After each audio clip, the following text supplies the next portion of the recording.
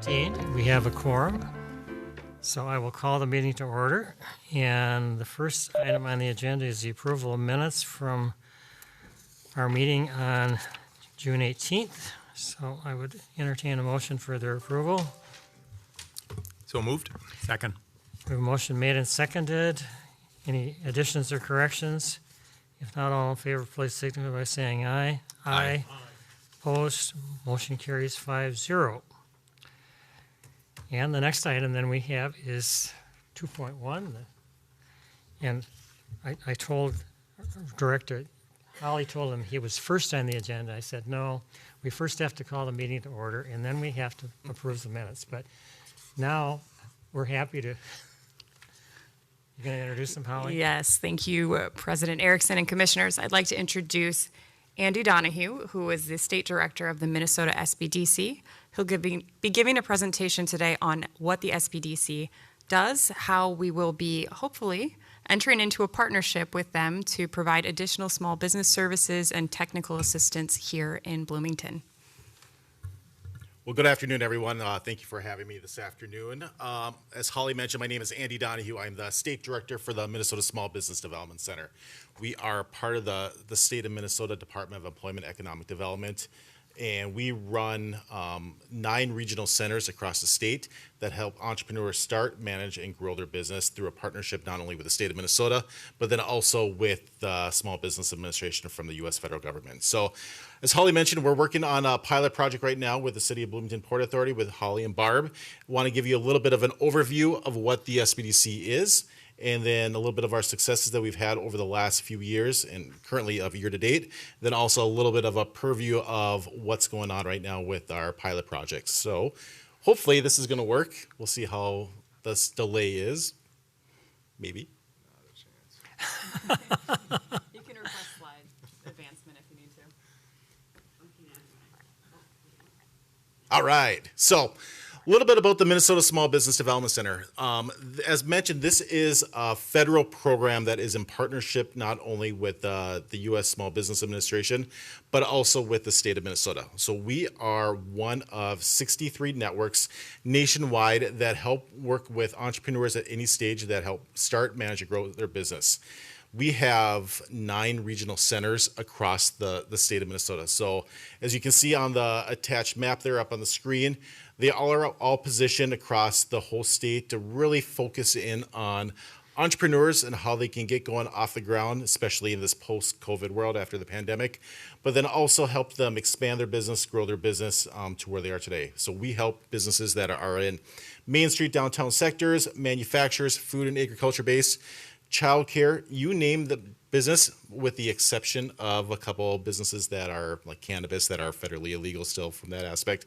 We help any business at any age stage of their life cycle. So we were Minnesota itself was one of the first pilot projects that happened back in 1978 by when Congress enacted this law through the U.S. Small Business Administration. And as mentioned, we were hosted by deed within the state of Minnesota. So fun fact, so most of the time, the 63 networks that are nationwide, they are hosted by educational institutions, so institutions of higher education. We're one of 7 nationwide that are grandfathered in that are still hosted by state government. So usually the SBDC is nationwide. We have our regional centers are mostly education based. The networks itself normally are with those institutions of higher ed. I came from my old center was in Superior, Wisconsin, right across from Duluth on the northwest corner of the state. We were part of the UW system. Others are University of Illinois, Oklahoma, University of Florida, so something with higher education component. Where luckily we have that state of Minnesota government background where we're able to be hosted by them, which opens up a whole nother sector of partnerships and collaborations and allows us to look at pilot projects such as what we're looking at with Bloomington to enhance and expand our services locally and also regionally. So I mentioned our 9 regional centers. So we have 35 satellite locations that are part of those, and then also 142 different consultants and personnel statewide. The experience ranges from those that have been former CEOs of businesses, presidents, operating officers, to general consultants, and they all have different specialties: marketing, operations, HR. You name it, we have pretty much that consultant statewide that can assist entrepreneurs at any stage of their life cycle. So a little bit about what the SBDC has been. We fall under the Office of Small Business Innovation. This was started about a year and a half ago under DEED. So it combines 4 different units itself. So the SBDC, as mentioned, community partnerships, which is the grant-making operation through DEED itself. So that works with different partnership grants, different direct appropriations that are led by the legislature, and they roll out through the Community Partnerships Division. The Small Business Assistance Office, which goes to, has a phone line and email where people can call in, ask general questions about licensing, LLCs, different partnerships and such. And then Launch Minnesota, which I think most are probably familiar with, about the innovation hub in the tech sector that it was founded a few years ago. So at any stage that we're able to help with financing, grow an existing business, launch a business, ideas that are feasible. The cool thing about our SBDC program is there's a misconception out there that we only help small businesses that are looking to get off the ground. Once we work with them, get them a launch, they're in a storefront, they're operating, that we usually don't work with them. And that's a misconception. That's not true. We can work with businesses at any stage, at any life cycle, through their whole entrepreneurial journey. So when I was consulting and as a regional director myself, I would have clients that, over the 8 years, help them grow, then help them get to that third stage of business growth, because we had the operations and we had the ability to bring different partners in, and also that expertise that can help them through any stage of their life cycle. We saw this directly with what happened with the pandemic and how entrepreneurs needed that consultant, they needed that coaching to get them through some of those different areas. So it's really nice to say that we have entrepreneurs and consultants that work hand in hand, whether it's 1 year all the way through some different consultant relationships that they have a 20-year partnership right now. So we have that ability to work with entrepreneurs at any point of their life cycle, which has been it's a benefit for us. So what we do, this is the bread and butter, and this is not all encompassing of everything that the SBDCs do. Business plan development, financial projections, marketing, technology, lending, procurement, market research, disaster recovery. We're seeing that right now with some of the flooding in southern Minnesota. The cool and neat thing about all of this is we would have people come up to us and say, how much does this cost? This is no cost consulting for any entrepreneur. So because we have the federal grant through the SBA, we have that match through the state of Minnesota and the local partnerships, we can offer all of our consulting services at no cost to any entrepreneur. Now, there might be different training programs that some of our regional centers might offer that might have a small monetary cost to them. But the goal and crux of the program, what we work with, is no cost consulting. And this is not only in Minnesota, this is nationwide itself. So a little bit locally here about the SBDC in 2023 alone. We have grown. So I took over this role about 1 year and 3 months or so ago from my predecessor, who was here for about 11 years. Before that, the gentleman that ran the SBDC was here for another 10 years. So there's longevity. We have a consistent basis. But what's happened now since really after the pandemic is the SBDC program was put front and center with a lot of different things happening from the SBA and how entrepreneurs needed that lifeline for success and to really help them save their business. So our program over the last few years has grown tremendously, and it is growing even more this year, which I'll share in a few moments. So 2023 alone, we had about 31,000 consulting hours to nearly 4,400 clients statewide. About $117 million of capital. So what that means is our consultants helped entrepreneurs access through lending, grants, self-equity, other investments to get about $117 million of capital for their business itself. Additionally, 216 new clients or new businesses did start. And then fun fact is, we have a 95% client satisfaction. So people come back to us, entrepreneurs will come back to us because we work with them and have helped them through their journey itself. One of the things that is not listed in the slide that you might be receptive to hear, so all the stats that I showed, these aren't just stats that we throw up on a screen just for fun or anything like that. These are stats that are verified by the client. We have to get client verification for anything that we report into our customer relationship management system, our CRM, to make sure that it is validated not only from what our consultants have been doing, to what the entrepreneur says, yep, that SBDC consultant was able to help me with X, Y, Z, and such. So these are all validated metrics that you see. So when I came on board about a little over a year ago, so there's a few key initiatives. One of them was making sure that all Minnesota entrepreneurs have the ability and access to SBDC resources. What this means is consulting, business planning, financial modeling, analysis, market research, and anything that an entrepreneur is going to need in order to make sure that they can be successful. We want to make sure that we're accountable and using obviously the efficient use of our resources. These are anything from the state and federal, these are taxpayer resources. So all of us as, residents of Minnesota and the surrounding region are, taxpayers into this program itself. So we want to make sure that we are being held accountable and using our resources to the best of our ability, along with growing our resources. We're really driven on collaboration and communication. I joke with the regional teams, constantly, and I heard it again today, is one of the things that we brought into the picture is playing nice in the sandbox. It might sound kind of cheeky a little bit, but with so many different entities that are available for resources out there, we want to make sure that we dive into these partnerships and collaboration. Part of the reason that we've come to the city of Bloomington and we're working with Holly and Barb is developing these collaborations, so we can provide these opportunities for any entrepreneur at any stage of their life cycle. We're being very diverse. Obviously, we're recognizing that we're in a very diverse economy, a very diverse culture. So we want to make sure that not only the resources that we provide are, fill that need, but then also we have the team that can meet those needs as well. And we're always thinking about the future. How do we be innovative? If anything the last 4 years has taught us, we have the ability to be hybrid. We can be remote. We can look at some of those items. But we also have to look at different ways in how we deliver to an entrepreneur, especially in today's environment, whether it's business planning, whether it's financial resources, and so on. So a little bit, year to date, where we're at. I mentioned a few minutes ago that we are growing, we are thriving this year. We're above and beyond where I thought we would be. So just as of the other day, so we have over 19,000 consulting hours with 3,600 clients. We're on pace right now to probably set a record, statewide of how many clients we have assisted on a yearly basis. And these are unique clients to the SBDC program of over 5,000 clients statewide between all 9 of our regional centers. Right now, we're almost at about $110 million of capital. So even though the economy has somewhat slowed down, we're finding ways on how to build capital stacks to help entrepreneurs get going with their business, anywhere ranging from smaller $10,000, $15,000 project all the way up to $25 to $30 million projects. So we have the ability statewide with our clients and our consultants to look at these bigger projects itself. 160 new businesses so far year to date, but 128 of those have been in underserved communities. So looking at women-based businesses, veterans, those that are the LGBTQ plus community, BIPOC-owned businesses and such.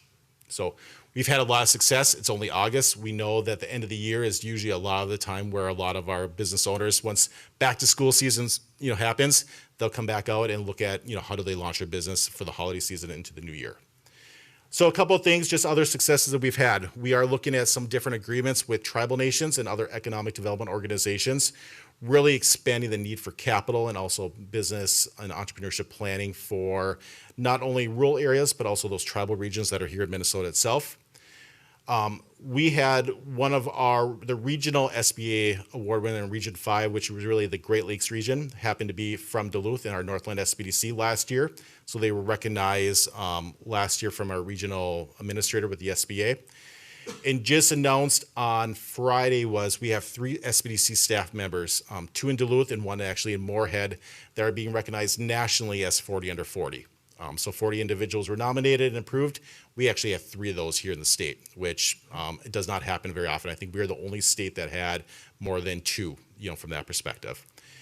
Our Brainerd office is launching a childcare summit. We know childcare is something that's always on the top of mind of economic developers, cities, communities. So we continue to have these conversations and different partnerships.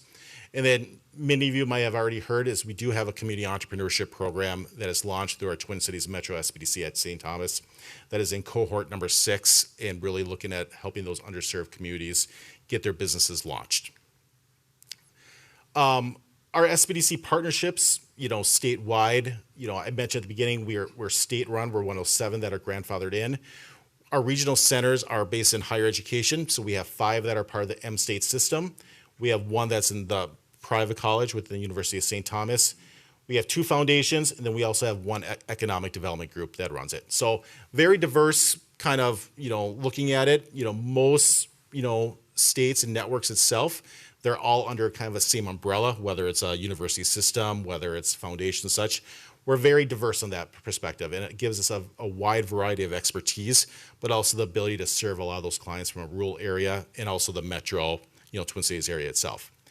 We've expanded a lot of our work with satellite centers. So we have chambers of commerce, economic development organizations, foundations, Launch Minnesota partnerships, just to name a few. As mentioned, we have about 35 different satellite offices.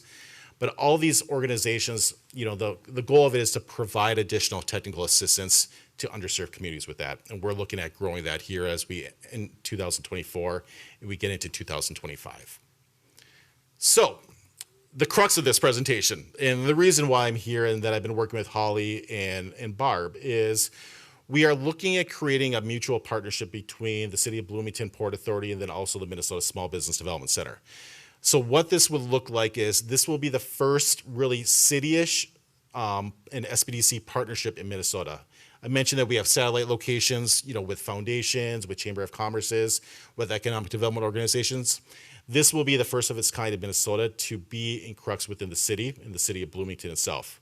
When I was in Wisconsin, we had, there was 2 satellite centers that were tied to, one was tied to a county on the Illinois-Wisconsin border.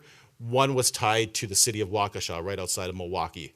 Those 2 centers itself, even though they were satellite offices, they were probably the most prominent regional satellite offices there were because of the partnerships that happened between the city, county government, and the SBDC. And granted, something new, something exciting, was able to lead to a lot of economic development dollars, a lot of investment to those communities, but also serve those entrepreneurs that weren't getting that assistance before. So with this will be an expansion of our Twin Cities Metro effort to reach entrepreneurs. Our Metro Twin Cities location is based out of the University of St. Thomas, and they cover all 7, MSP metro areas itself. This will allow us to, enhance and expand those efforts, within Bloomington in the surrounding region. But it's also, with that, it's not just, throwing money at it and hoping that people come in. We have metrics that are assigned to it. And we've been doing our research, about how many clients are already using the SBDC within the city of Bloomington itself. That's about 120, 125 people. This will give us a dedicated, hub around Bloomington itself to assist those entrepreneurs, but also expand efforts to those that might not be familiar with the SBDC program. So we're also going to provide additional resources for capital access, marketing, education, training, the whole gamut of what our SBDC centers do right now. And we're going to bring that to the city of Bloomington so we can expand those efforts here. And the goal is to get it launched this fall. Barb and I have been working since February on this. Holly's come in to quite a few of our phone calls. We've been meeting pretty much on a monthly basis to really get this developed. And as soon as we have your approval, as soon as we have our approval through DEED itself, we'll be ready to go this fall itself. So I believe that is it. So I am open to questions. My contact information is on the slide along with my email. Happy to answer any questions that you have or provide any clarity at anything that I spoke about. Well, thank you, Andy, for your presentation. We're also, I see in our motion, we're accepting a grant, so that's even better. And I should have mentioned that, yeah. So we are, the SBDC, from our funding, we are going to be providing $60,000 of our funding to this project itself. Then it's going to be matched, obviously, so we can get this project off the ground. Well, the work you do is so critically important, and the world has gotten to be so much more complex just to start a business with all the legal things. And I know Cynthia works with this stuff all the time. And when I was at SuperValue, treasurer of the company, I probably spent 30-40% of my time working with our independent retailers. And all the things that you're talking about, as businesses go through scaling changes and things like that, it's a very difficult, perilous point for them. Mm-hmm. Go from one location to multiple locations, do these things. So it's great to have you on board. So, Board Authority questions. Rob? Hi, welcome. A couple things, because it went pretty fast to start with. There's $117 million in funding SBDC. Is that entirely state of Minnesota money? No, that is funding that our consultants work with lenders, grantors, foundations, CDFIs, credit unions to help entrepreneurs get that funding. Okay. So that's money that's being lent to those entrepreneurs. We've just assisted in that. Some of that is state money, the 117 million? I would assume some of it is. I don't have exact stats okay. on that, but Okay. fine. very small percentage of that would be.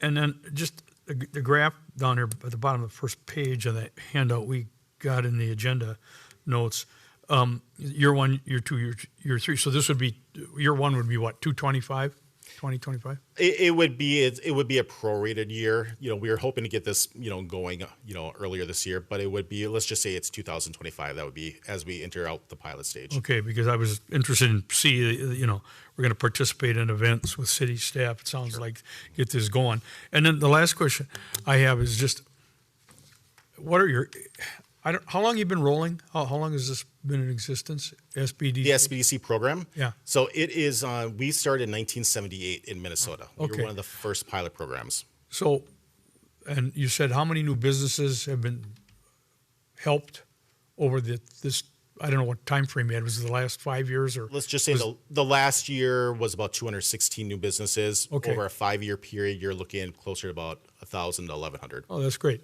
Okay, so the question is then, what is the goal parameter for the permanence of these? If there's 1,100, if 50% of them are around after 5 years, is that the goal, the acceptance? I mean, they're not all going to make it. Obviously, it's capitalism. Some make it, some don't. So I guess my question would be just, what's your success ratio goal? Sure. Long term? Our long-term goal, we have about a 75 to 80% successful rate of retaining those businesses when they, start to that 5-year period. So, and we have consultants that actually, if we have a business that gets in trouble, we have a turnaround team of experienced consultants that have been in the industry for 25 to 30 years. We will deploy if a business contacts us to say, hey, we're in trouble. We need that assistance. So we have that expertise within their network. Even they may not be here directly in the Minneapolis, Twin Cities area, but we could get somebody from Brainerd or Duluth or somebody that has that expertise. We never want to see a business fail, but obviously we know it does happen. Other questions, comments? Well, thank you very much. I guess we have an action item on this. There's a motion it's on page 14, and the actual motion is on page 18, so I would entertain that motion. Mr. President, I move that we adopt the resolution as shown on page 18 in the agenda. Motion made. Do we have a second? Seconded by Commissioner Keller. Any further discussion? If not, all in favor, please signal by saying aye. Aye. Opposed? Motion carries 6-0. Thank you very much. And Thank you. We'll Appreciate your look time. forward to having status reports and things as this rolls out. Absolutely will. We're glad that Bloomington is your guinea pig for cities, so that's great. Love to have it here. So thank you. Thank you. Okay. So the next item then we have is Southtown redevelopment update.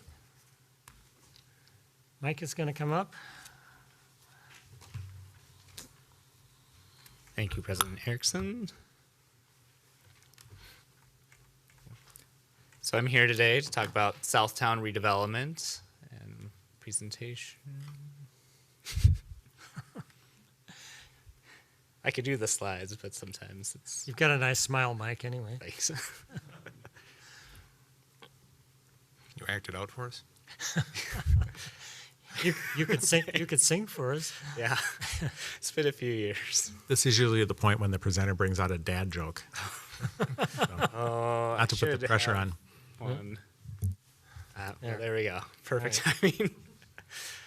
So Southtown,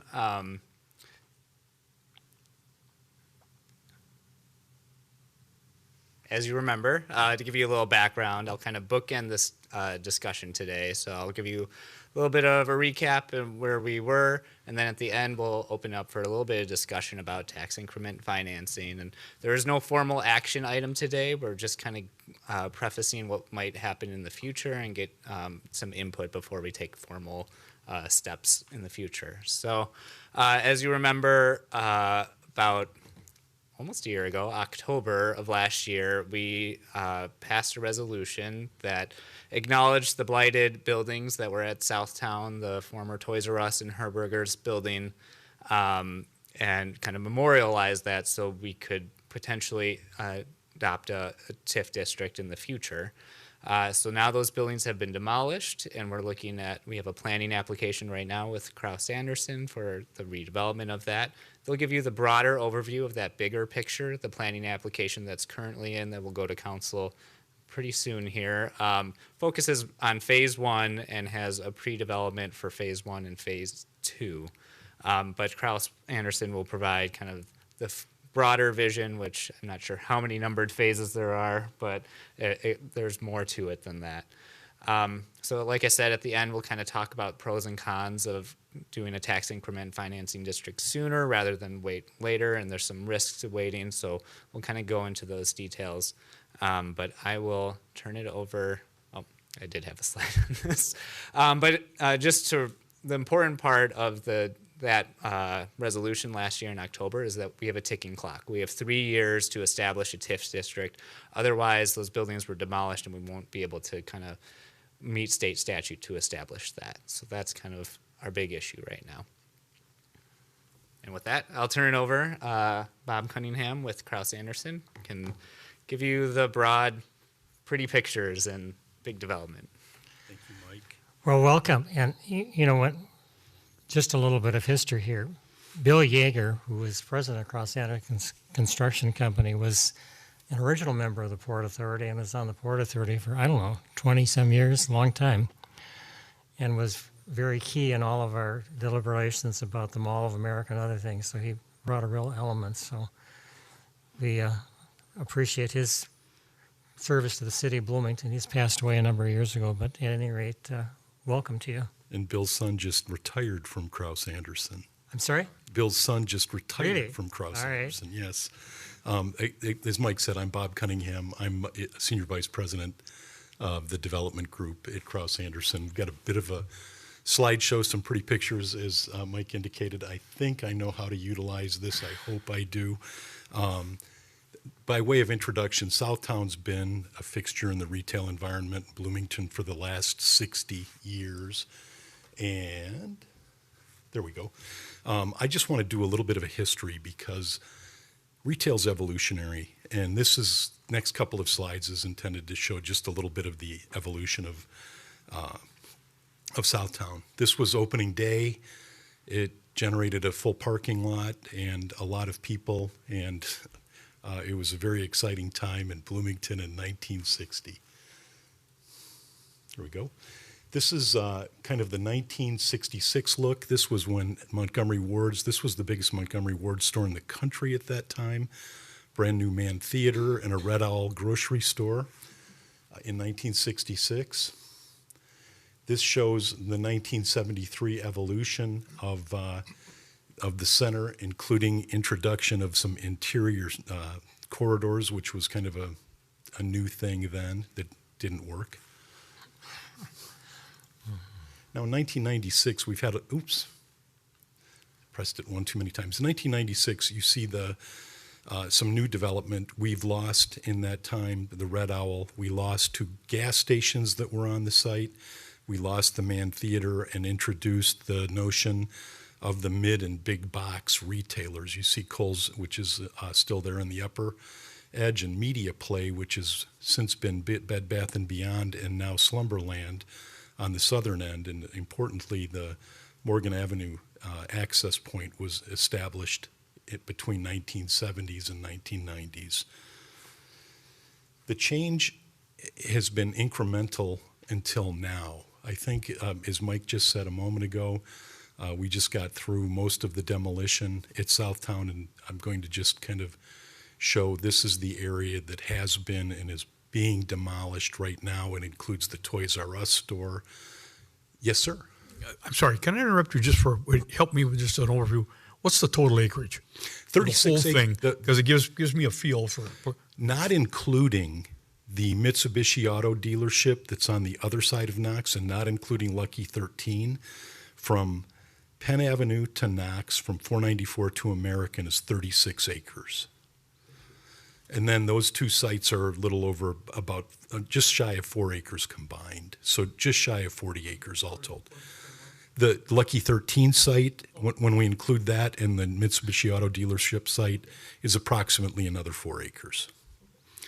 So that shows the area that's demolished. And this is the first time since Southtown has been a retail shopping center that the southern edge of the retail is not going to have a building that bisects it. And as I said, change has been incremental until now. We started demolition after we last appeared before you in October, as Mike said. This shows the demolition of the Toys R Us. Montgomery Ward's was about to fall shortly thereafter. And this is what it looks like today. The site has been cleared. We've just got a small amount, just 15,000 square feet or so of demolition yet to go to make it all the way back from where it was to the AMF bowling alley building. This, again, we're going to come back to existing conditions just to provide a bit of a placeholder to show you what is going to come next. So existing conditions, demolition, and this is indicative of the first phase of development that Mike mentioned a moment ago. It doesn't show very well. I wish I would have highlighted this. The area in red, which is approximately the eastern 1/3 of Southtown, is the area that we're planning on commencing redevelopment. That's our first phase of redevelopment. It is going to include redeveloping the area that was partially the Herberger store, and we are going to be, again, existing conditions, demolition. We are going to be introducing a lot of landscaping, pedestrian environment, stormwater, utilities, and this is intended to be a bit of a tongue-in-cheek, showing our green space that we presently have highlighted at Southtown, and that is about it. There's some trees around the perimeter. And this is intended to be the landscaping that will be just in the redeveloped parking lot and the Dick's House of Sports, which is in the upper left-hand corner of the project. This is introducing the pedestrian environment, the landscaping, the utilities, stormwater, and so on. Lot 2 is we're planning to be a medical office building, and we'll get to that in a little bit. And then Lot 4, which is in the lower right-hand corner, the existing AMF bowling alley, is intended to be a mixed-use project. We'll get to that in a little bit as well. Again, that just popped up the existing landscaped area.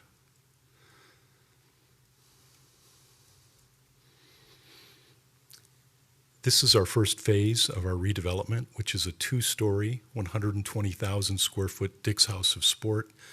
It will be moving out of the location in Richfield across I-494. It'll be getting a little bit bigger, again, 2 stories with an 18,000 square foot outdoor sports court.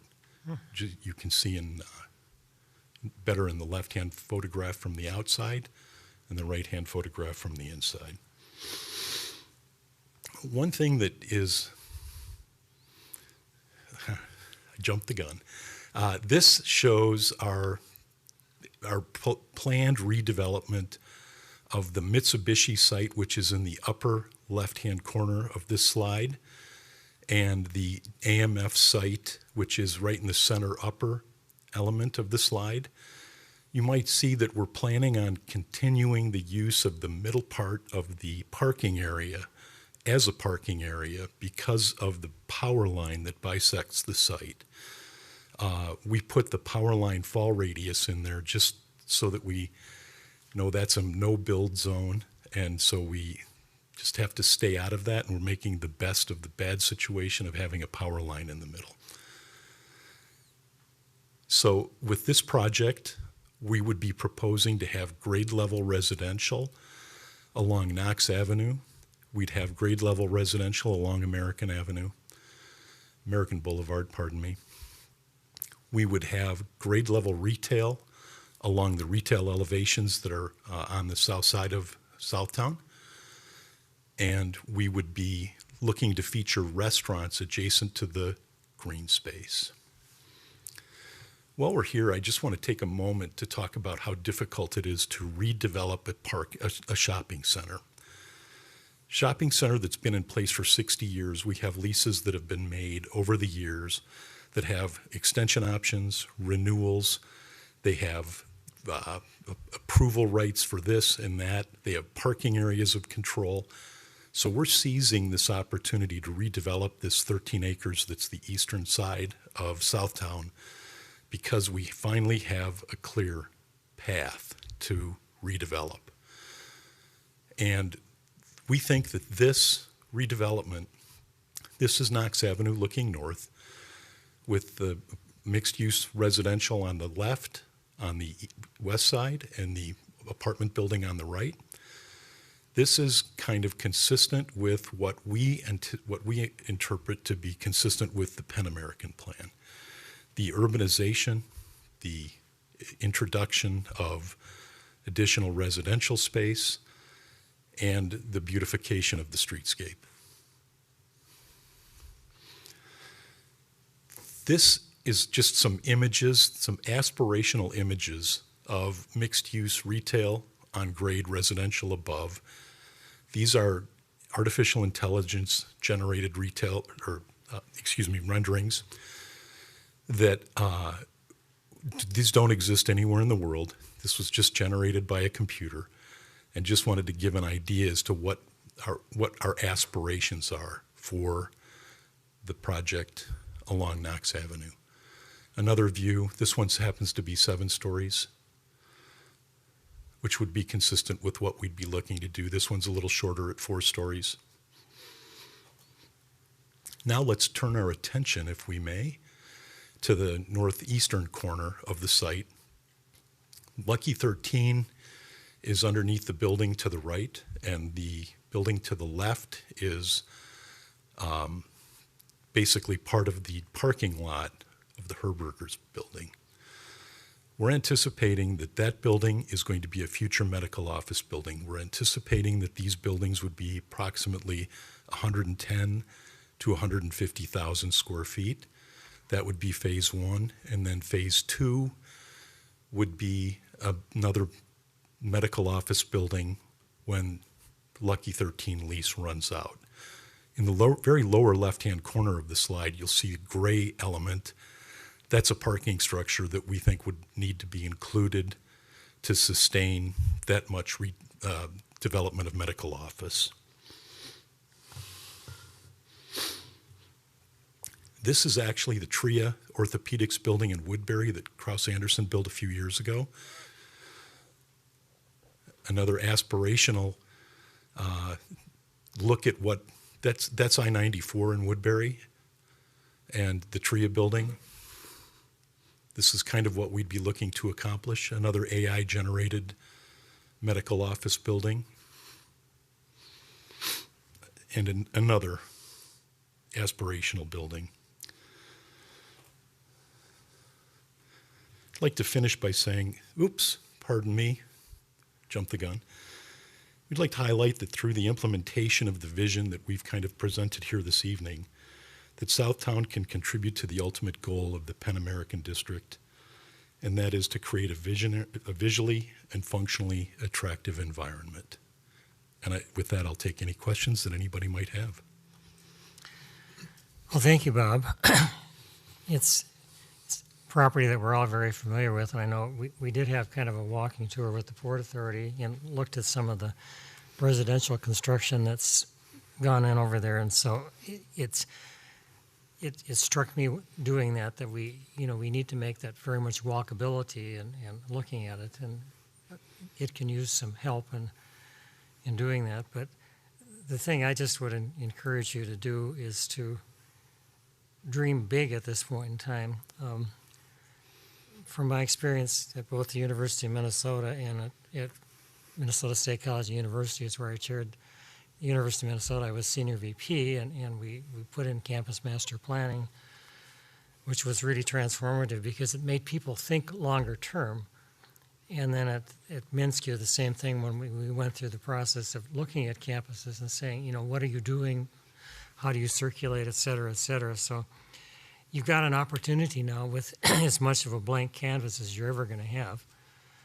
I understand you still have restrictions in this part of the property, but again, I just would encourage you to think and get involved. And I'm thinking when Bloomington Central Station started looking, they really toured the country looking at things. Reflections came out of that, and of course, then they ran into problems when they hit a recession, and it was kind of hard to sometimes carry out the vision. But you look at what has become of that area over a period of time, and I think it's pretty exciting. So just want to encourage you. So Port Authority comments, questions, and I guess the other thing we get into is you talk about infrastructure, sewers, water sewer and things, and I see we've got Julie Long here. I mean, those things are expensive, difficult to do, and obviously you've got all the 494 and 35 construction going on, which makes it kind of difficult in a lot of ways. So, Well, we will have a big change when 494 does get completed. The access to Penn Avenue from I-35 southbound and I-35 northbound will be eliminated. So there will still be access to Penn Avenue from I-494 in both directions. But if you're on I-35, you're going to have to exit 82nd Street to get to Southtown into the future. Yeah.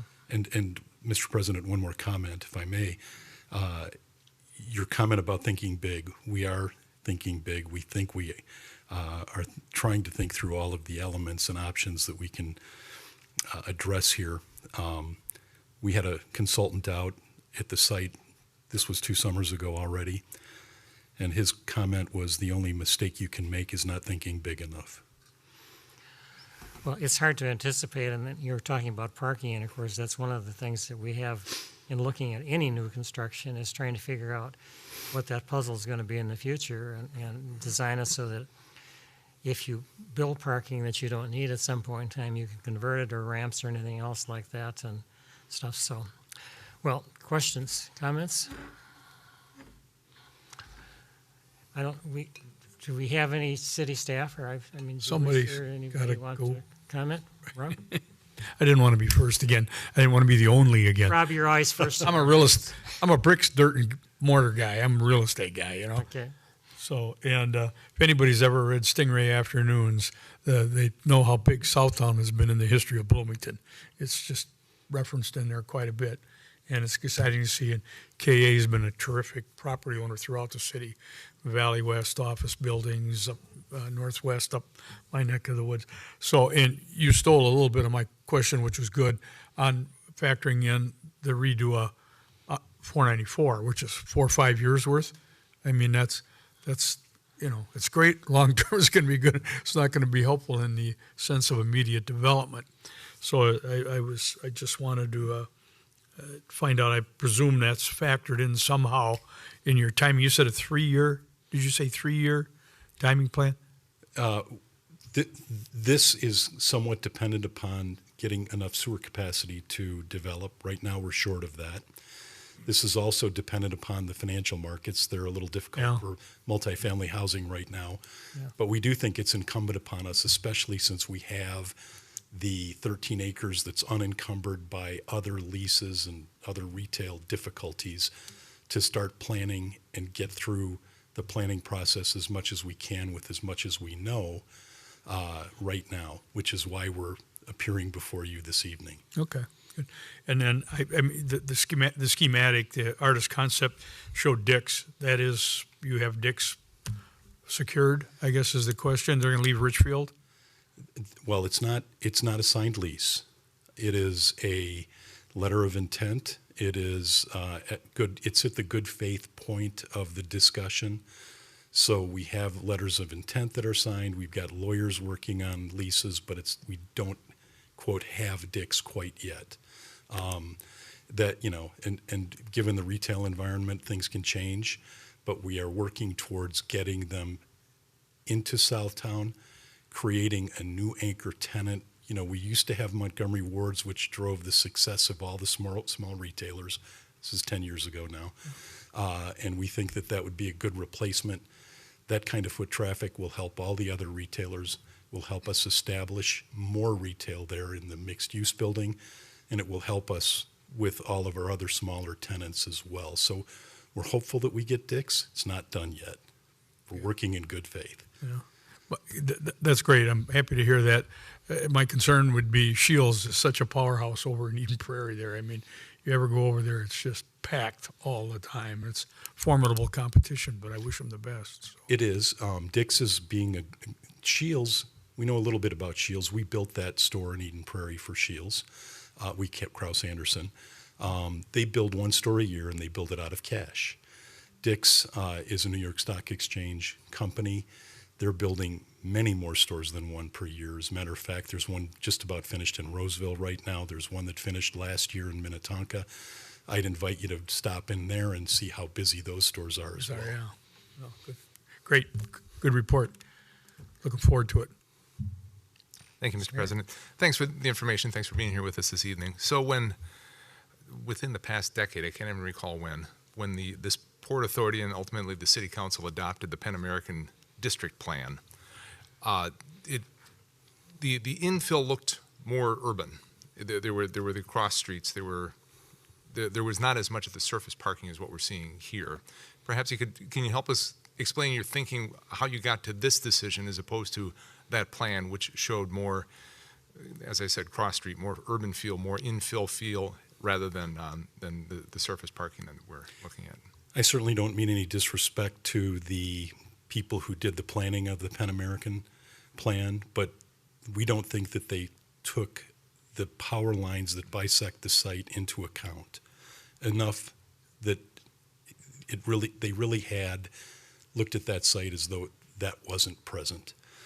We have, if we were to use U.S. Department of Housing and Urban Development funding for a mixed use or multi-tenanted building, they don't allow you to build within a fall line. That's why that little yellow circle's on there. So we would be kind of cutting out, excising a whole source of financing that we've used on a number of other projects. So we have to really look at how do we make the best of a bad situation. Power line bisecting our 36 acres right down the middle creates a little bit of a Berlin Wall. And how do we make that work for the retail that we're going to build that's already existing on both sides of it, more retail that we're going to build on both sides of it?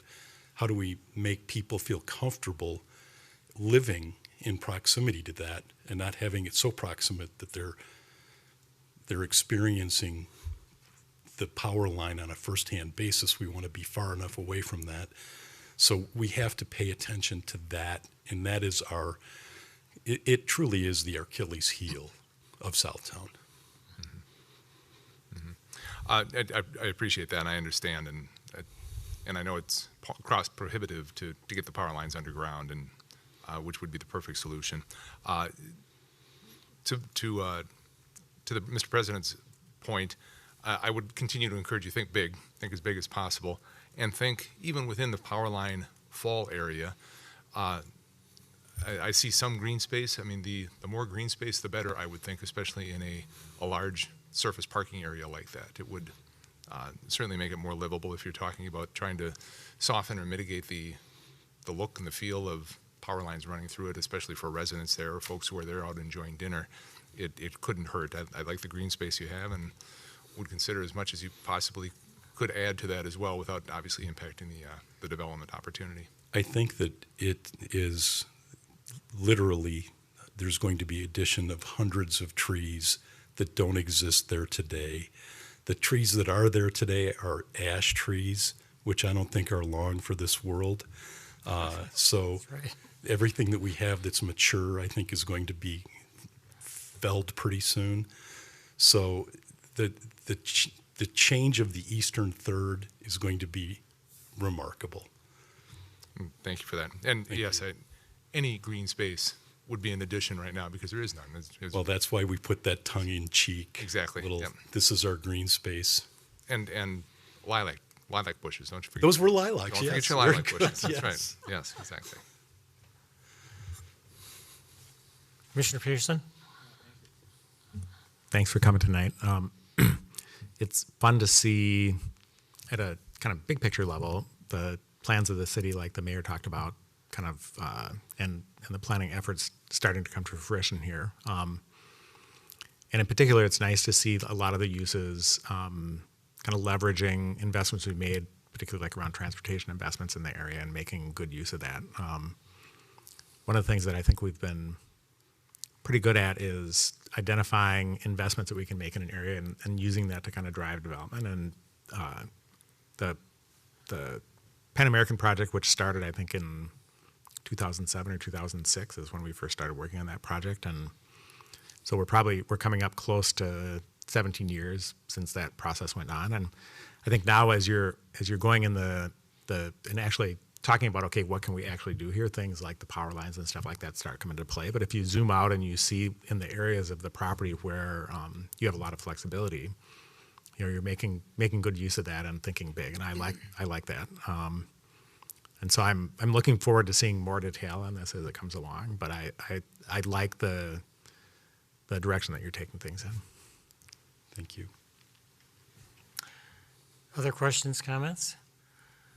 Well, this obviously is a work in process, and so we'll be interested in hearing as it moves along.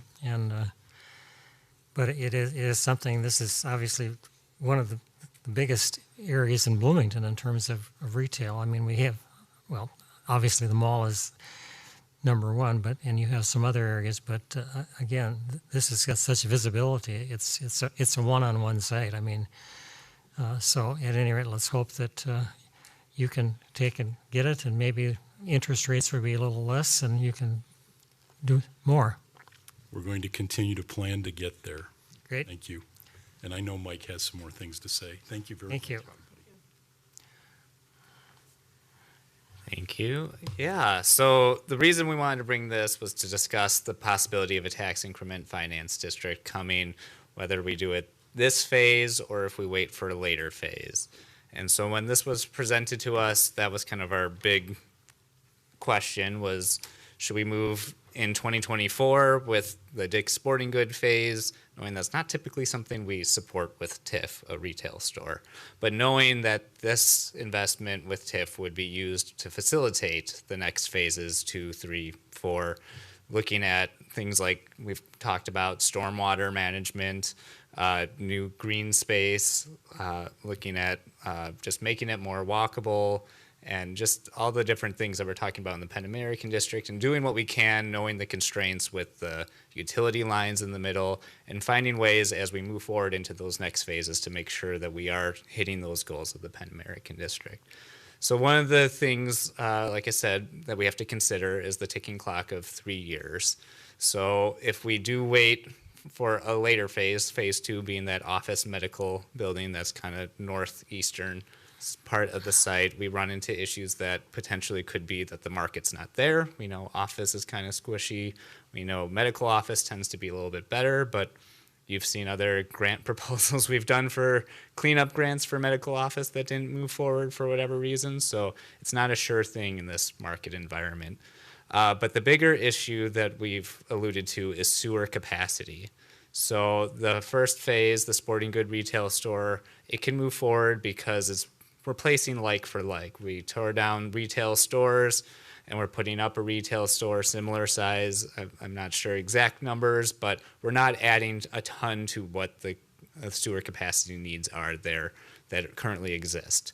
But with the medical office building, that is a substantial development that would put us over our sewer capacity for the area. So that's why you see I've got backup here. We've got Julie Long here to talk to that if we need to go into details of what the plan is to address that capacity in the future. But we are working on it. And, you know, medical office is one phase, but then you see all those residential units, and residential units use quite a bit of water as well. And that is definitely something that needs to be solved for those later phases. And knowing that that is a constraint, I have Michaela Hewitt here from Baker Tilly to go into, she can go into some of the TIF requirements. So once we establish a TIF district, we certify that district, usually toward the end of construction. We have 4 years to actually start construction on the parcels that are going to be developed or utilized the TIF district or increment generated. We think that won't be an issue because stormwater, like I said, will be used. It will be used for both parcels. So even if that medical office doesn't quite start construction, say in 2-3 years, we've already started to do the qualifying activities that are supporting that. But we also have this 5-year constraint where we need to actually have the funds encumbered that are going to be used for the increment. So these are all things that we would get into a formal application, but we didn't want to take that step if you weren't comfortable with the development and that greater vision. We didn't want to waste people's time and energy and money on an application that was a no-go. So that's kind of why we were here today, to kind of have that discussion, have you see the vision for the plan and see, is this something that you think we would entertain a tax increment district in the future? Well, Mike, I think this is something, I mean, we've differentiated all along between mixed use projects and other projects. I mean, and that was really the driving force behind the mall development, that it was a mixed use project with various things. And so based upon all these things, and there are probably people that can speak to this better than me, but I think that it certainly meets a lot of the indicia of that, which is when we get into providing TIF funding. So, but other people, I know Tim and Steve have both been a lot of city council issues on these things, and whether this is something that kind of falls into what the vision of that is. Commissioner Peterson? Thank you, Mr. President. I think the key thing for me is to, I think somehow it has to tie together that it actually ends up delivering a mixed-use project as part of the TIF district, because what I don't want to do is get in a situation where the TIF district goes in and then we're using that to build a retail store, and then the rest of it turns out not to be feasible for whatever reason. So the thing I'd be curious about is making sure that we're kind of dealing with a bundle, so it truly is a mixed-use project. That's the thing that I think about when I look at the what's being proposed here. Yep, Mr. President, Commissioner Peterson, that is something that we are working with Baker Tilly to make sure that, yeah, it is not going for phase one, but supporting those future efforts in some way to maybe hold the money, or, yeah, we're working on scenarios to do that. If I could, Mr. President, I would agree, as the Commissioner, that yes, I'd need some assurance that it would be a mixed-use project. And then also, I think you've teased at it a couple of times, this notion of the sewer capacity, and I think it would be helpful for this group to hear at least a 2.5-minute summary of what the current situation is, what it's going to take to remedy the situation to accommodate what we're talking about here, and what some possible sources would be. Because if we're talking about mixed use and we're talking about housing and talking about, and I don't want to step too far here, but if we're talking about potential state participation, then we're going to have to be talking about potential affordable housing units as part of this as well. So, And I'll hand it over to Julie Long. Welcome, Julie. Thank you, Mr. President, commissioners. The city staff has been looking at implementing a citywide SAC. This has been under some discussion for at least a decade to figure out how to implement growth components, because Bloomington was traditionally a suburb and we've got adequate sewer capacity for that. But if we want to grow our community, how do we handle that with housing and other things? So we've been looking at how to implement a citywide SAC. We went to City Council as a study meeting, and we're in the midst of our engagement process with that discussion. We've had some developer roundtables, and we're trying to figure out where best to go and get some of our ratepayer impacts and their feedback from that. So we're still noodling on the different methodologies. What we're landing on is, with our help of our CFO, is trying to figure out how to bond for future projects with the backing of a SAC, knowing that a SAC, as development ebbs and flows, isn't a consistent fee structure, and so that we need to also help back that money with the ratepayers. So ratepayers may need to pay more upfront here in, let's pretend it's the first 5 or 10 years, and then they'll get reimbursed with lower rates in the future. And so we're doing some of the cost benefit analysis of that on how that actually all works and plays together. Is that a good enough 2.5-minute overview? Commissioner Peterson? Yeah, this is probably a CFO question, not a engineer question, but so is there, I understand you're trying to kind of smooth the revenue on the revenue side of the revenue bond to make it be palatable to lenders. Is there any way to use the port's kind of financial capacity to help with that in terms of figuring out how to kind of do some smoothing on that? As opposed to ratepayers, I'm just thinking about, is that an alternative that you're considering? Port Authority President, Commissioners, Commissioner Peterson, the city would be issuing those bonds, so the port would have to dedicate a portion if they were to put their levy toward it. That's all the Port Authority really has as a portion of revenue to apply to this. So again, that levy would apply to all people in Bloomington that pay their tax levy.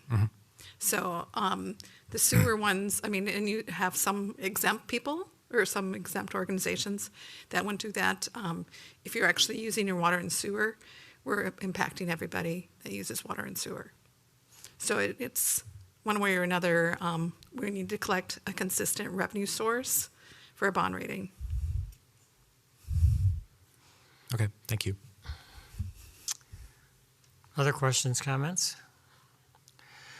Well, this is obviously a work in process, and I think I don't know whether it makes sense to talk about the specific mechanics of what we'd have to do for the TIF plan or that at this juncture, but This is meant to just be high level, and I'm sensing a head nod that yes, you think it's appropriate that they move forward with a formal application, at which point we'll engage with Baker Tilly more and get some details, and we'll go through the normal formal process of the TIF district approval and all the notice requirements that go associated with that. But so, Commissioner Hunt? I just had a comment here and kind of on the backing of what Commissioner Peterson had said about going in too quickly and developing the retail product, a portion of that, which is merit, but I'm also concerned about just the comment made about difficulty financing multifamily.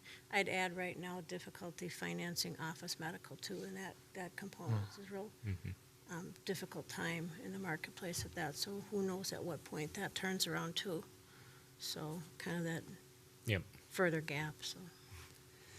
And President Erickson and Commissioner Hunt, that's what that's kind of the scenario. I think we called it bundling, or finding a way to make sure that we're not really incenting the first phase, but more the second phase, and understanding what our flexibility is if there is no market there, and what can we do to pivot, and that's what the details we'll get into here in the next phase. And if I could just ask one more question. So as we look at the Pan American District now, if we look at Genesee, and we look at the district, and then Knox going up, and this potential development, how many units would we be talking about in that Pan American District? Got me on the spot. I'm trying to do math in your head. Total with the ones that are already there? Yeah. I'm thinking probably around 700. I think like 250 for Genesee, 250 for another 100 and another 250. Yeah, 800. Yeah. So that would be that's an impressive neighborhood. Yeah, and right on the bus rapid transit station, which was the goal. Well, one of the things this whole discussion brings up is just the importance of this long-range planning, and Julie was talking about, these major things, and obviously if we want to think about having more residential capacity, which would be higher density, and that's been part of the whole mixed-use thing, you have to have the infrastructure to support it. So these things take a lot of time. They're not cheap. but at the same point in time, if you don't plan for them, they never happen. So it's kind of a challenging project from a lot of standpoints to do. So, Commissioner Peterson? There's one other thing I just want to point out that kind of in terms of planning, and it's about sometimes saying no to things. And where I think we, in particular, where we said no to something in this area that's turned out to have been the right decision was we were approached about the park and ride at 82nd and 35W on that land that just got developed into an apartment building. And at that point, to be honest, I can't remember who was involved in the council at that point, but we looked at it and we said no, basically, that we weren't interested in having that happen because we wanted to keep the transportation focus in this neighborhood and not have it be in a different spot. And then the plan came along to build the tunnel under the freeway and the BRT kind of going like that. And I think that's a much better setup for this sort of development than putting the kind of transportation focus way over on the side there. And so one of the things I think we have to keep in mind, it's not no on this project, but that people will come along occasionally and ask for things, and we need to be ready to say no. Because there might be something, there's something better that serves us better in the long term. Well, I think that's been the whole philosophy behind the whole development of South Loop. I mean, we've tried to be patient. There were a lot of things, we could have had a lot of big box out there and stuff a lot sooner, but we said no. And I think this is a unique opportunity here. So again, it's exciting, and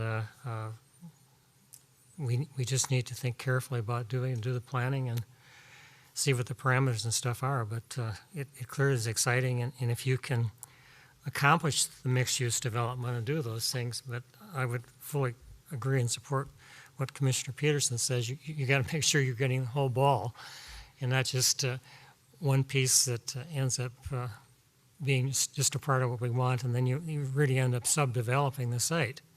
So, okay. I've got the next item too. Okay, go ahead. Go for it. So the next item is, I don't have a slide for it, Bloomington Central Station, just a brief update. We wanted to just give you a little preface of some things that might be coming in the near future. So they continue to work on phase 5.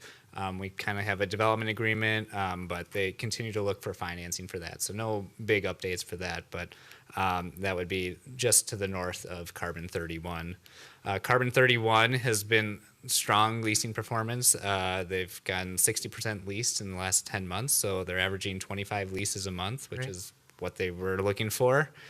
Unfortunately, the Oxendales market, we know it closed in February, so they are looking for a new grocery store to fill that space. They've been talking to a handful of different grocers and kind of different models that they're looking at. And one thing that's come up is our recapture agreement. So we have this agreement that if a grocery store does really well, we would capture some of those profits, put it into reserve funds. And it's not that these retailers are scared off by the recapture agreement. We think it's appropriate to have because maybe it doesn't do well in year 2, but year 5 it starts getting a stronghold. We still want to have that. It's just a very complicated structure that we have, and these grocers don't quite. They're having a harder time understanding the impacts of it. So they will likely. McGuff Development would likely be coming back to request an amendment to that, a more simplified structure that would be more of a percentage of lease potentially that would go into assuming growth. So we just wanted to give you a heads up that might come so you're not wondering where is this coming from out of the blue. But they are looking at a grocer to fill that space. So hopefully soon we'll have something. They technically had a 9-month period to find a grocery store, at which point if they don't, they could request formal action to allow them to pursue other retail efforts. But at this point, we've been meeting with them regularly. They continue to look for grocery stores, and we've kind of been able to verify who they're talking to, that they are making some progress. And so, that's, I think, all of what I had to update on that. Great. Well, just Commissioner Hunt. I was late coming here today. I was at a meeting at a client in Metro Office Park. And as I go out there each time, they say, what's happening and when is the grocery store coming back? And the comment, and this is from a couple other businesses in that same general area, when it came in, loved it, but nobody knew it was there, nobody knew it was opening, so passing something on to and whoever is the retailer there, they need to get their name out and advertise and, walk those tenant buildings around. There's a ton of office people there that, Yep. Loved it the short time when they finally figured out it was open, and to be able to go there, grab lunch, grab something for the way home, but how easy it was, and really want a grocery store there, and are also missing the coffee shop around there too, that I'm told. Well, And for Pete's yeah. sakes, make it known they have an off-sale liquor license. Yeah. Oh, yeah. Well, let me give you a little lesson in supermarket economics 101. Supermarkets are very expensive to build, but once you put the costs in there, you probably get 10 cents on the dollar if you take anything out. So there's a lot of sunk costs in there that hopefully gives the economic incentive for them to do something with it, because it is very expensive. So hopefully they are going to be able to get something done, and I couldn't agree more. I mean, I think that was one of our key things why we wanted to stretch on it, because we're trying to make that a livable community out there where people can come, and we were all excited, and it just went down fast. But I would agree with Commissioner Hunt's comments. I mean, who knew it was there? Yep. So it's the kind of thing, and maybe this was an operation that was not a large operation. They probably were more of a neighborhood store or something and just didn't think about it. So, Yep. And Mr. Luntz? Yeah, and what you've heard so far, I mean, retail follows rooftops. Is the rooftop, still the problem? I mean, we need bodies, people living there full time. And then, of course, I know the new dynamic of DoorDash and all that, I heard did not help Oxendale's either. So I'm just kind of wondering, is that the feedback? Yep, President Erickson and Commissioner Lunds. That is one of the things we heard, that the sales were there, the number of sales were there, but the size of the sales were not. You're not doing the weekly grocery shopping. It's small, kind of $10, $15, because people are using DoorDash or other kind of food options, because it tends to skew a little bit younger, or singles or couples that live in this development in that immediate area. So they are doing that more eating out option. So that is one of the things that they're looking for when the grocery store would have some sort of kind of quick service, fast food option to kind of supplement that. So when grocery sales are not as much, they do have that, and addressing the office need as well. Great. So anything else for us, Mike? Just one little comment. Holly is going to jump on it, but Backstory Coffee is moving into the coffee shop space in the Fenley, and that should be open any couple weeks here. I think it was September. We have an APA conference on the 21st, and I think it was. What was the name of it again? Backstory Coffee. Backstory? Yep. Backstory Roasters, maybe. But I think they have a location in the North Loop. And they're moving into that vacated space. Yep. So that should be open shortly. So that will be nice. Yep. Great. That was it. Thank you. Thank you very much. Okay. Then next is the sick parking ramp approval budget contingency. And President Erickson and Commissioners, I just wanted to give an introduction to this as Luke comes up to present it. This contracting process has been going on for a while, preceded Luke, and the correction we're making today was due to an administrative oversight in our contracting process. Yeah, when I looked through it and it said contingency, I said, well, didn't we have one? So it's just something that, so this happens, so give us the update.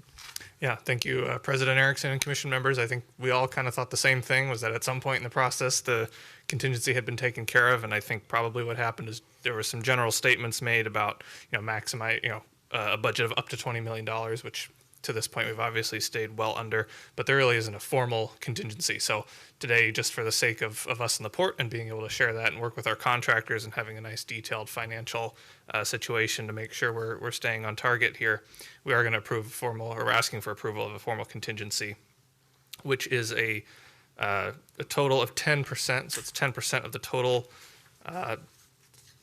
bid bid amounts from the subcontractors. So if there's a sheet on page 23 of the packet that lays out the total contractor bid amounts to date. These are all the contracts that you guys have approved through the April and May meetings, if you remember back a few months ago.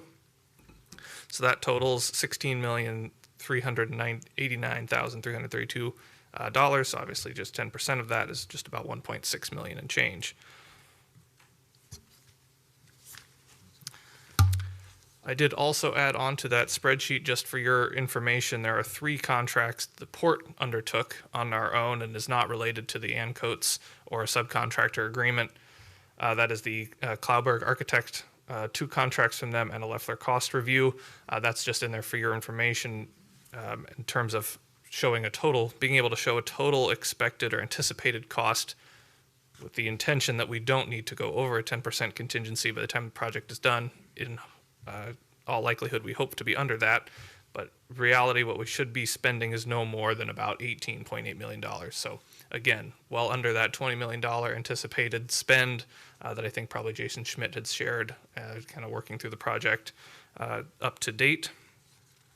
And just so you know, if we do for some reason need to go beyond that 10%, we will be back up in front of you to ask for that.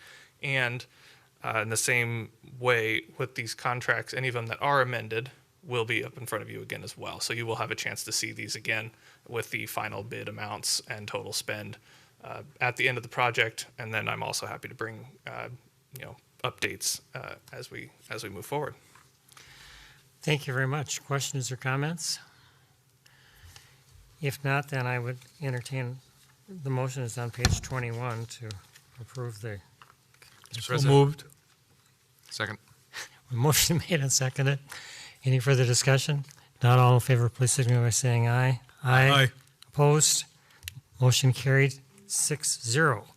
Good. And And I if I would- could, Mr. President, I just wanted to say I appreciate that it's identified as the building located at the northwest corner of Lindau Lane and Winstead Way. So it's basically at the corner of Lindau and Winstead, which I think is perfect. It's, And I was also just going to comment that I'm very glad that all these contracts Yours can, is can coming. be handled with DocuSign.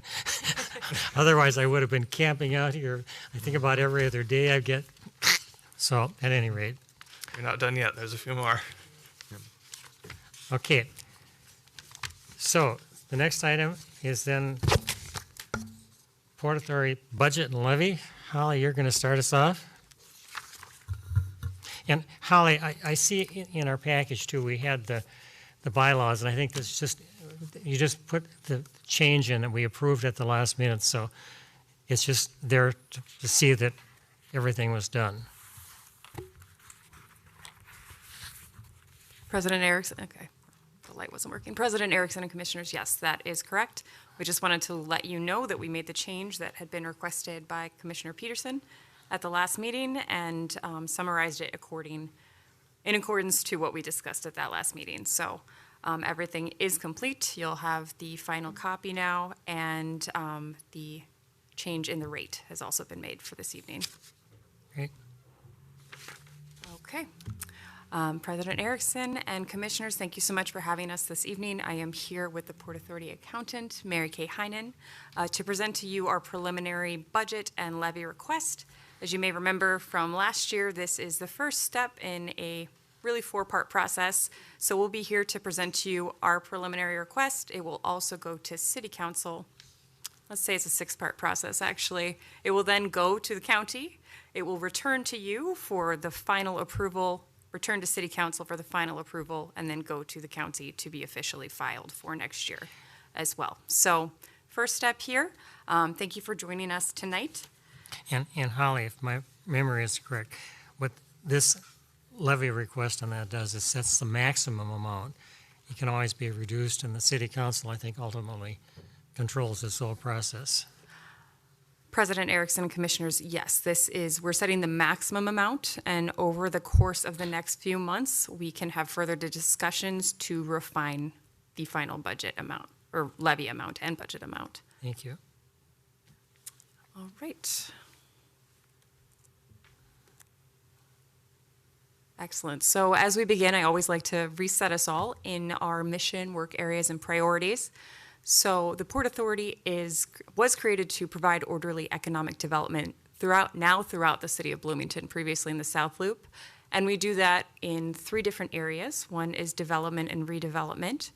The next is business assistance, which is new for us, and then creative placemaking as well. And we connect our budget and our plans for the year with the city priorities as part of the Bloomington Tomorrow Together plan of creating a connected and welcoming community and a community with equitable economic growth. Our timeline of this is all, the levy is fairly new to the port, and so I wanted to reset you in the timeline of how we've gotten to the place we are at this year.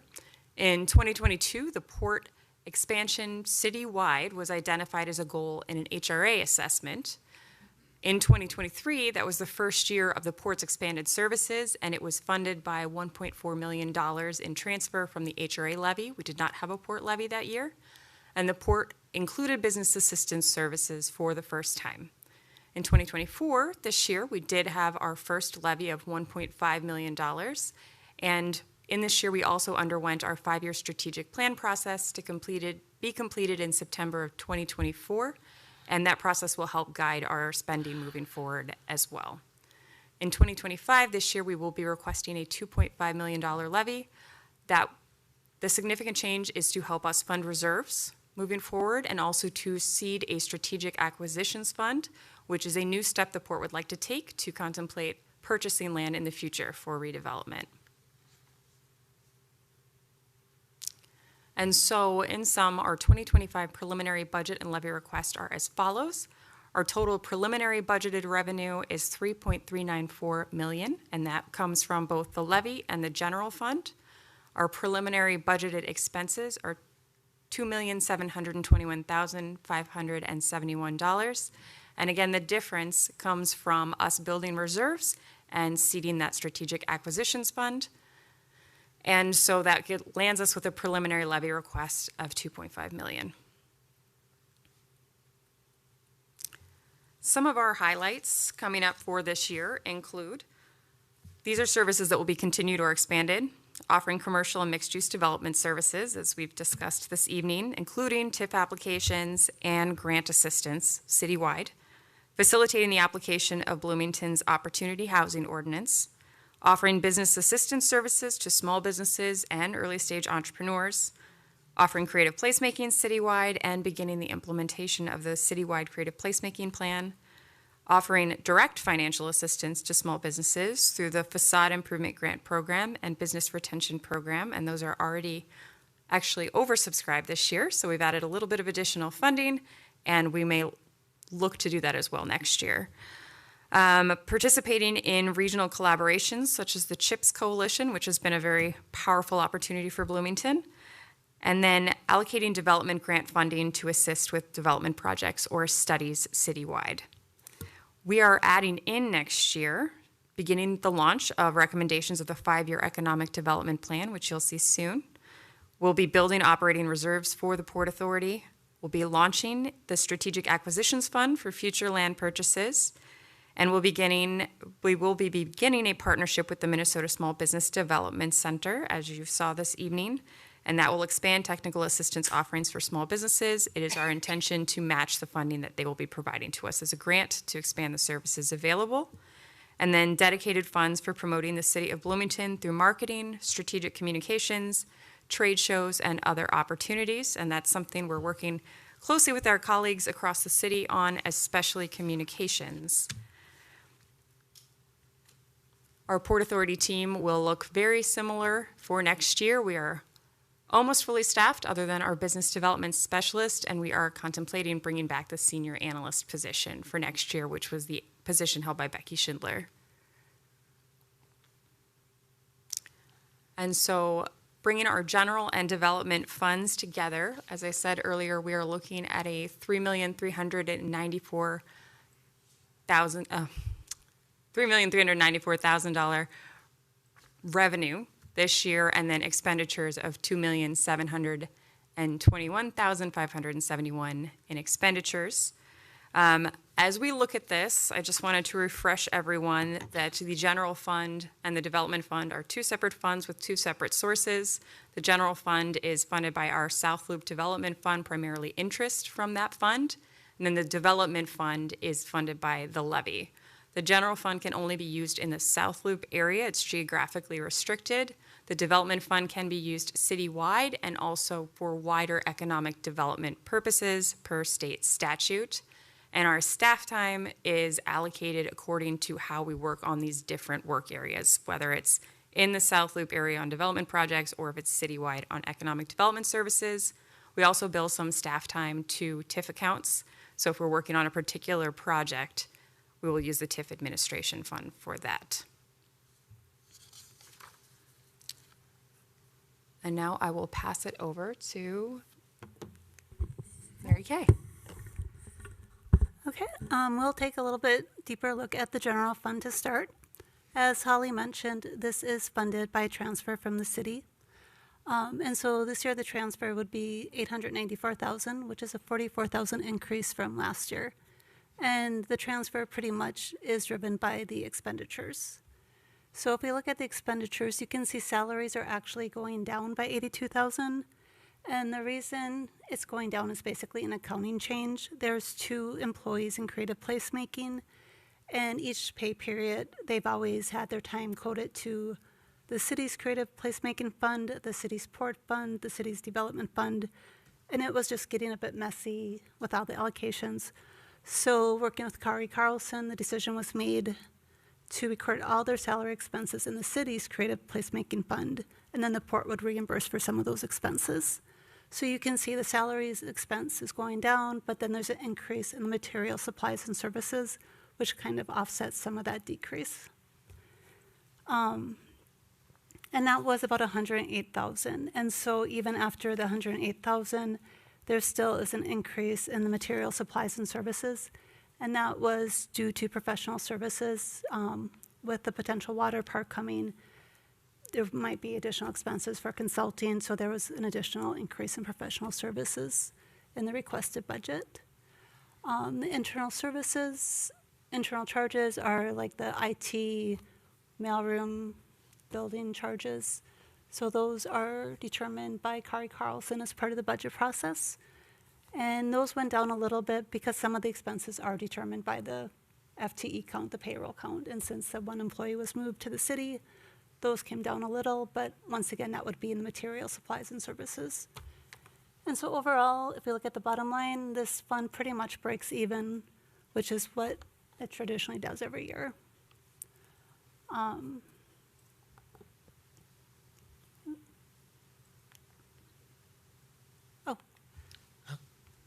Oh, I'm sorry. I hit the wrong button. Commissioner Luntz, did you have a question? I'm sorry, I missed it. Why were the material and service charges up so materially for 2025? It has to do with the salaries going down. So there's 2 employees in creative placemaking. They used to charge part of their time directly to the port's general fund. And they also allocated their time to other funds too. And so starting in 2025, the plan is to have them code all their time directly to the city's fund, but then the port has to reimburse. And so when the city reimburses, or when the port reimburses the city, that hits the material, supplies, and services line. So you can see the salaries went down by that $82,000. That shows up in the material, So supplies, and you're services. essentially transferring between 2 lines. Right, yeah.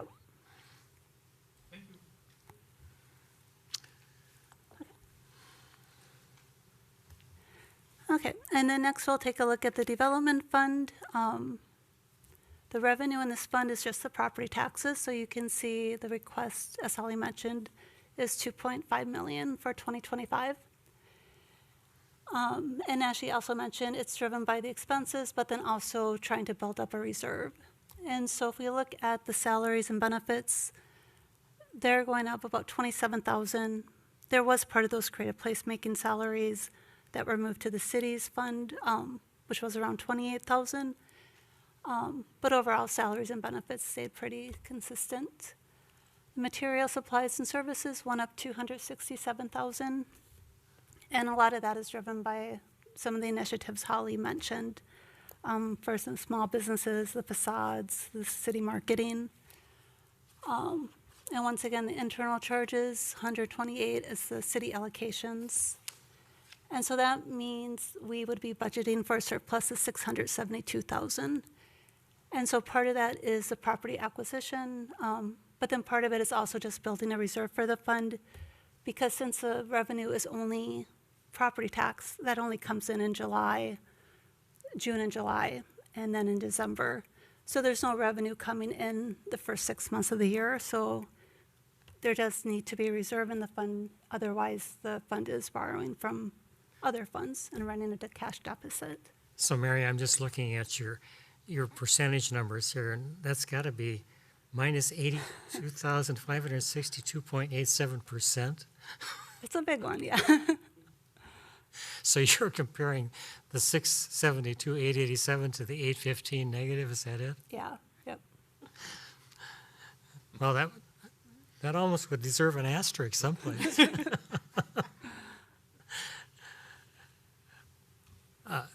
Well, it's fairly straightforward. I mean, I think the discussion, and obviously that's going to be a city council discussion, what you're going to want to, but the Port Authority has had very few discretionary funds. We fought very hard, and there's 10%, but that's still South Loop money essentially that has to be used there. So there's really not much available for use on the city overall. And so as we've gone to citywide, it's important to have that. It's still not a lot of money, but it is something that I think hopefully is something that can provide some flexibility and support and go forward. So, And President Erickson and commissioners, as we get more regular with our budgeting and get to know the programs that are available to us or which ones we want to build in the future, it is nice to have that flexibility, that if the Small Business Development Center identifies Bloomington as an opportunity area, we can supplement those funds and be ready to move. We don't have to wait until the following year.